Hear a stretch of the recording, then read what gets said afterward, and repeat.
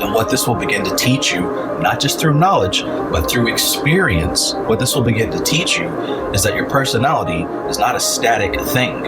Your whole life and everything that you think you are is not a static, concrete thing.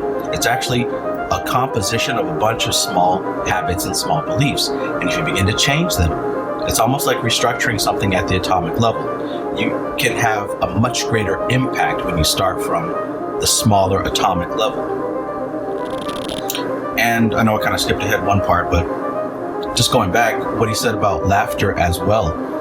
We usually laugh at something that we find funny, and we cry at things or get upset at things that we don't agree with, or that doesn't go along with our plans. But basically what he's saying in this chapter is, can you develop the habit of learning how to laugh at your pleasurable moments, your neutral moments, and your painful moments? Can you develop the ability to find the humor in all these? Not just to laugh like, oh, haha, but to find the humor within all of life. If you're able to do that again, this begins to loosen the shackles of a habit and seeing things in a very rigid way, right? Think of a painful experience, right?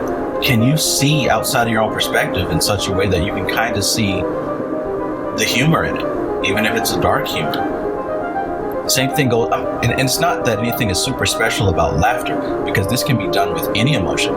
Can you see the tragedy in something funny? Can you see the irony in something that everyone agrees with? And what this will begin to teach you in the long run is that everything is everything. Nothing is absolutely one thing. In fact, what qualities we pick out of life are a result of our beliefs. And this is a universal truth, because what's good for one person is evil for another. And what's evil for another person can be great for another.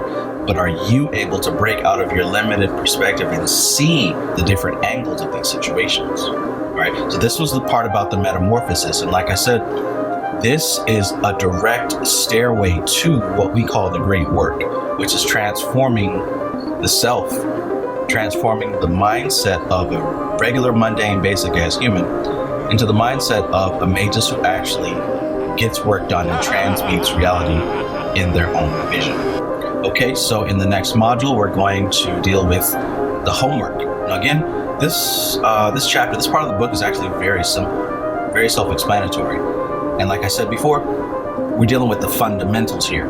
This isn't just Chaos Magick exclusive. This goes across the board, which is why I highly recommend that you grab the book Dharana Darshan and read the first 8 chapters, right?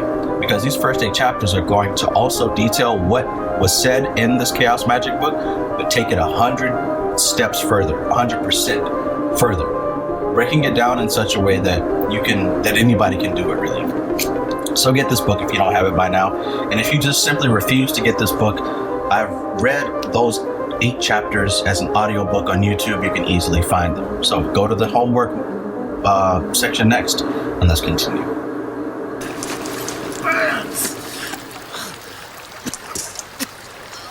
I'm itching all over. What's that?